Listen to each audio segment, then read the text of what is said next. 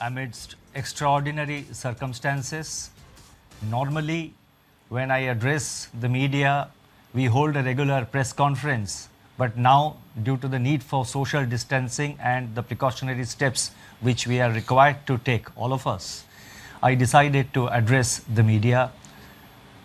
And since there is no press conference, I have tried to make my statement as explanatory as possible, as self-explanatory as possible, so that the room for questions, etc., are minimized considerably.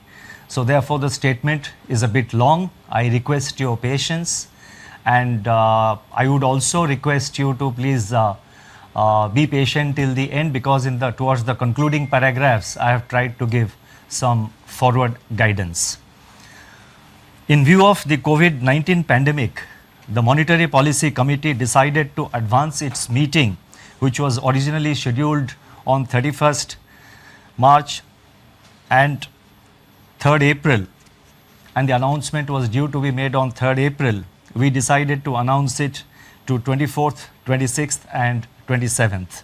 Accordingly, the MPC met on 24th, 26th and 27th March and undertook a careful evaluation of the current and evolving macroeconomic and financial conditions, and of course the outlook.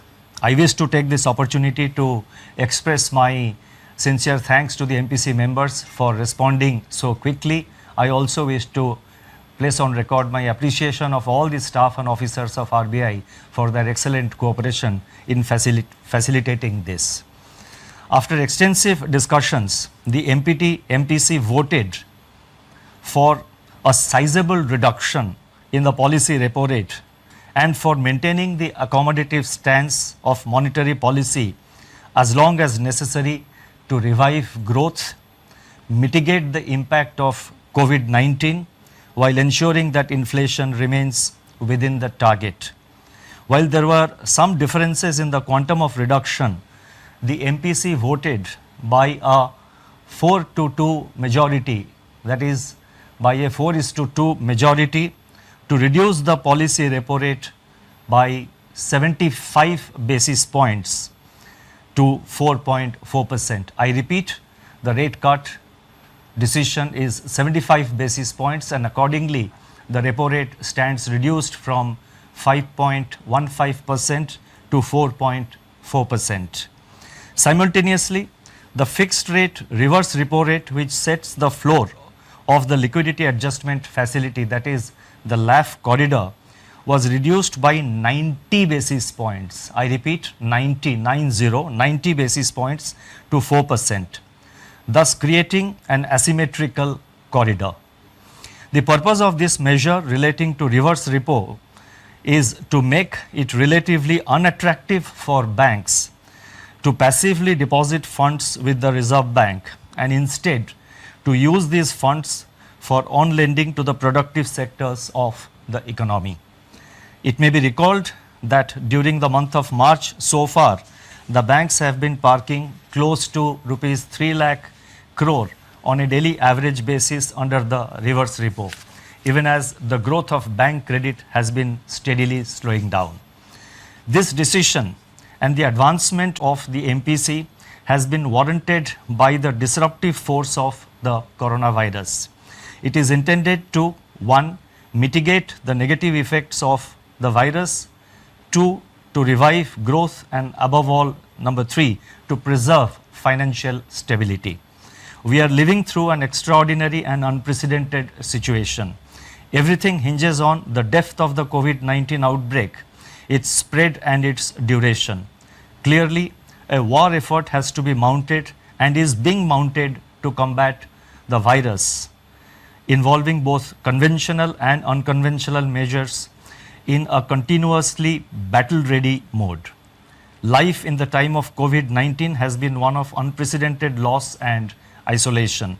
Yet, it is worthwhile to remember that tough times never last. Only tough people and tough institutions do. In the recent period, Reserve Bank has been in action on a daily basis with efforts to alleviate financial stress, build confidence, and keep the financial system sound and functioning. And we have taken a number of steps over the last 1 month or so since the conclusion of the last MPC meeting. In my statement, I have listed out the measures which have been taken. For the sake of time, I am not reading it out. Once the statement is uploaded, I think those who are interested can have a look at it. Let me assure that the Reserve Bank is at work and in mission mode, monitoring the evolving financial market and macroeconomic conditions and calibrating its operations to meet any need for additional liquidity support as well as to undertake other measures as may be warranted. It is our effort to ensure normal functioning of the markets, nurture the impulses of growth and preserve, I repeat, and preserve financial stability. Incidentally, we have in RBI quarantined 150 members of our staff and service providers together with the IT facilitators and the entire IT facility as a part of our business continuity plan. The plan was prepared and executed in a matter of days. The MPC noted that global economic activity has come to a near standstill as COVID-19 related lockdowns and social distancing are imposed across a widening swath of affected countries. Expectations of a shallow recovery in 2020 from 2019's decade low in global growth have been dashed. The outlook is now heavily contingent upon the intensity, spread and duration of the pandemic. There is a rising probability that large parts of the global economy will slip into recession. Turning to growth in India, the implied GDP growth of 4.7% in Q4 of 1920 in the second advance estimates of the National Statistics Office, which was released in February 2020, within the annual estimate of 5% for the year as a whole, is now at risk. As regards the outlook for 2021, apart from continuing resilience of agriculture and allied activities, most other sectors of the economy will be adversely impacted by the pandemic, depending upon, I repeat, its intensity, spread and duration.